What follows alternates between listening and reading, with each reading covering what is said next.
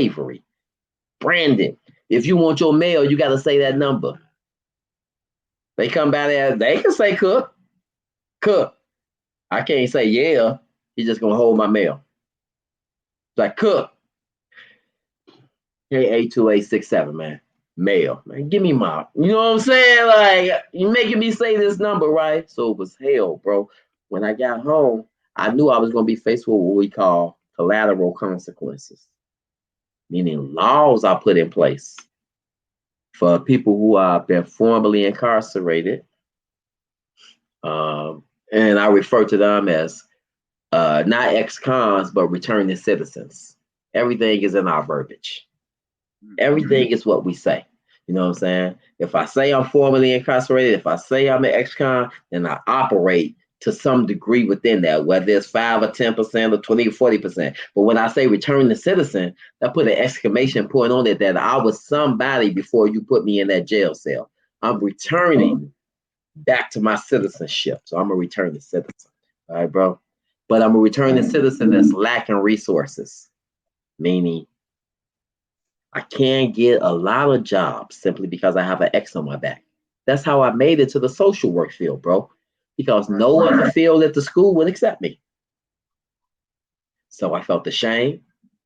I felt marginalized, stereotyped, and I'm still being hit with collateral consequences right now, bro. Because when you go apply for some jobs, they got a little box down there. It says check the box. Have you ever been convicted of a crime before? Damn, if I check this box, you know you incarcerate me again because the person who's looking at this, why would they, if they got two applications in front of them, equal talent across the board, why would I take the one that was formerly incarcerated? Right. So now, bro, you know what I'm saying? We back to slave codes and slave laws again, bro. I had to, we talking about believing in yourself, bro. I tried to hide. No, you would notice this with a lot of people, especially when they come home from prison, man, and they want to be in the spotlight. Right. You should have saw me for my first 2 years, bro. I had on a suit every day, even if it was 3 sizes too big for me. I had on a suit every trying to hide my ugly, trying to hide my ugly, bro. You know what I'm saying? And I just got to a point one day that I was like, bro, I'm damn near 50. If you can't stomach me, if you can't stomach me, then America, I mean, which we already know, but is a lie. You know what I'm saying? And then you got to expose that lie because it's a thousands of men. It's 70,000 men that just gonna get released from the Illinois prison system this year. Where they going? If you can't stomach D.Cooke, it's 70,000 people that you're about to hate.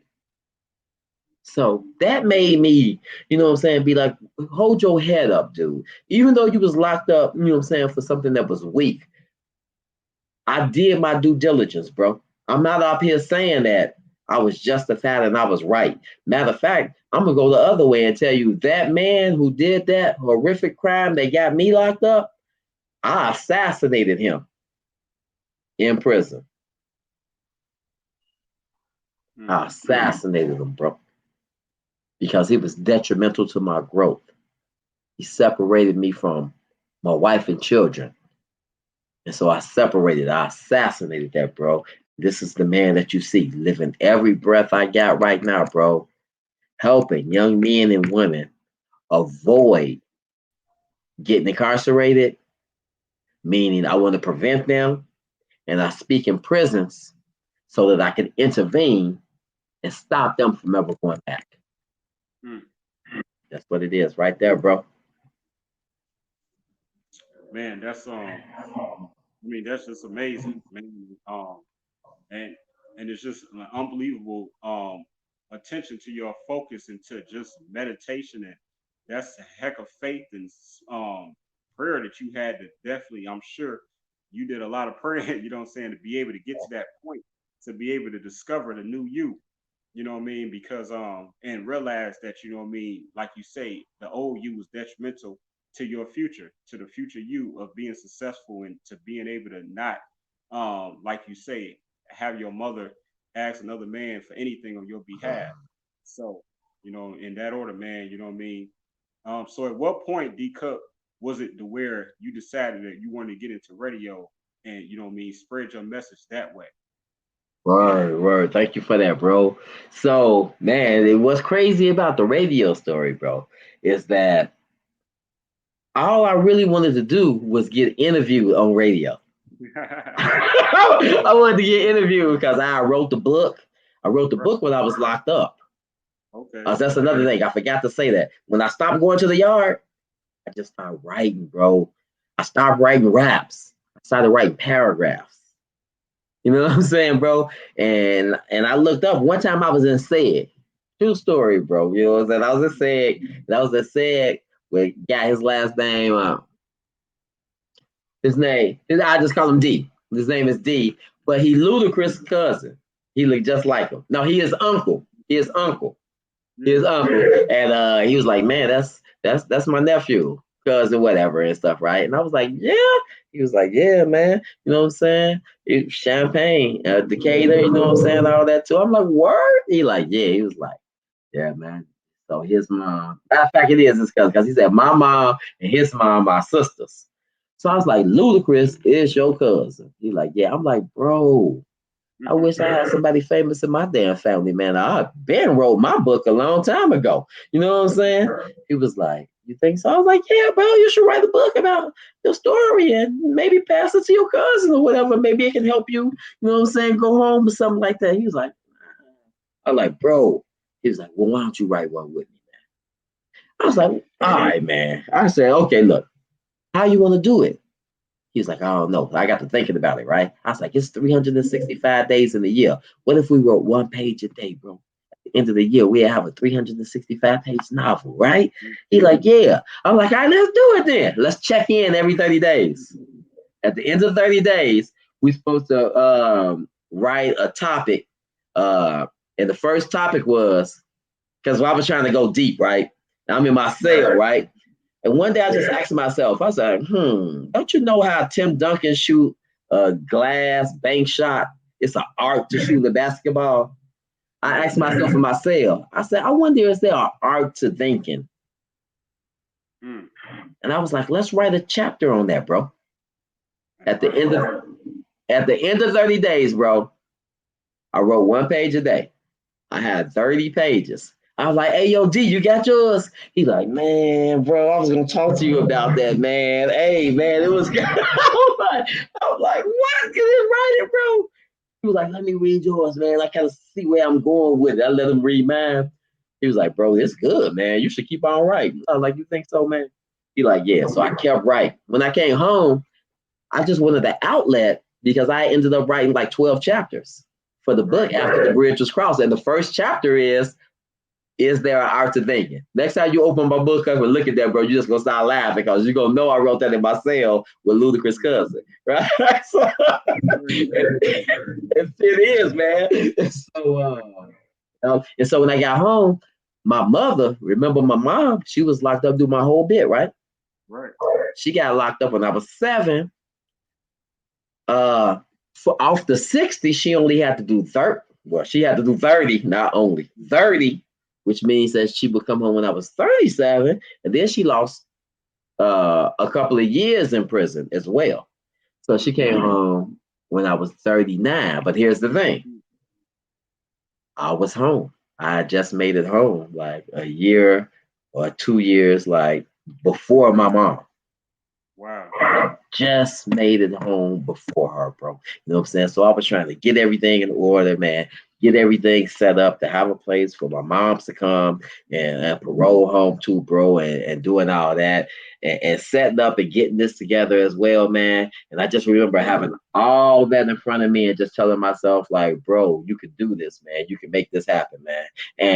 And this is what it has grew to be. It has grew to be something big, man. And I know I lost the point inside here because my mind is all over the place right now, right? You know what I'm saying? You can put me back in if it's something I'm supposed to be hitting right now, too, right?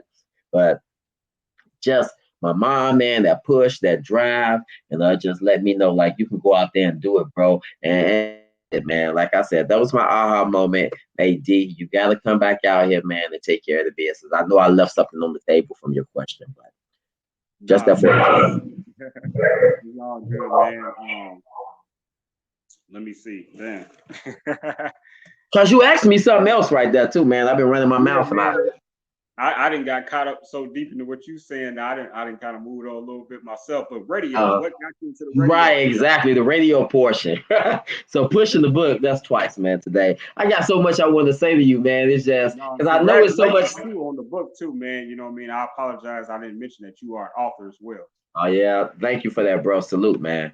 So Yes, sir. listen, when I came home, remember I told Victor Woods that, hey, I'm gonna see you when I get home. Indeed. So when I got home,